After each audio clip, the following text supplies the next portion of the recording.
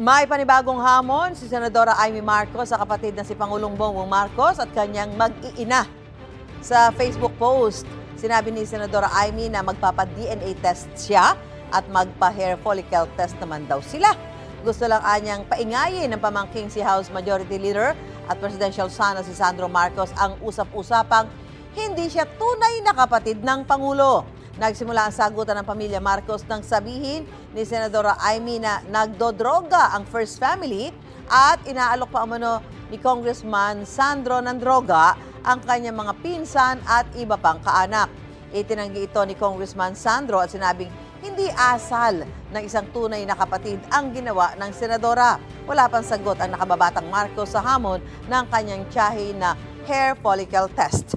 Hindi naman nagkaroon ng pagkakataon ng media na matanong ang Pangulo nang bumisita siya sa mga nasalanta ng bagyo sa TV Albay. Ang Malacanang, nauna nang bumuelta kay Senadora Amy. Hindi raw yan ang issue sa bansa na dapat tutukan ngayon.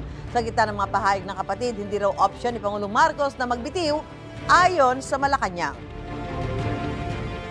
Anong klaseng kapatid si Senator Amy? Anong klaseng Pilipino si Senator Amy? Huwag mong sirain ang kapatid mo. Hindi ito ang issue ngayon. Matagal ng issue to, pero since wala kayong makita sa Pangulo na anumang issue ng korupsyon, kung saan-saan nyo dinadala ang issue. Nakakahiya, Senator Amy. Nakakahiya. Gusto mo bang mauna sa mga balita? Mag-subscribe na sa GMA Integrated News sa YouTube at tumutok sa unang balita.